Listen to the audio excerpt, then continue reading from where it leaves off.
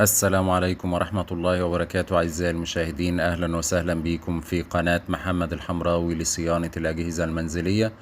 النهاردة إن شاء الله بإذن الله هعلمكم حاجة جديدة في الغسالات الفوق أوتوماتيك.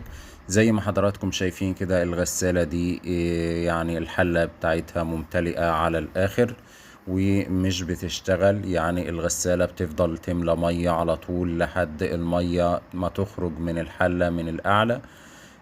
والمروحة مش بتلف، الموتور مش بيلف. طبعا المشكلة دي يا جماعة ممكن تغير ليفل، ولكن المشكلة برضو لا تزال قائمة. طبعا زي ما حضراتكم شايفين كده ده هو سبب العطل.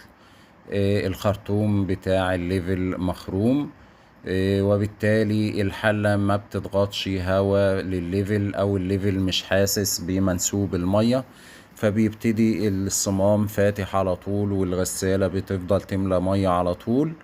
علشان طبعا الخرطوم بيبقى دخل في مية زي ما حضراتكم شايفين كده، ده الثقب اللي بيبقى في الخرطوم.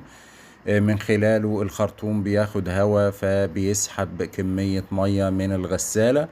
كمية المية دي بتبقى واقفة في الخرطوم بتمنع مرور الهواء من الحلة للليفل، علشان كده الحلة أو الصمام بيفضل فاتح على طول يملى مية على طول. دي طبعا مشكلة ممكن تقابلنا في الغسالات الفوق اوتوماتيك. طبعا نبقى نخلي بالنا منها ونفحص الخرطوم الأول قبل ما نغير ليفل.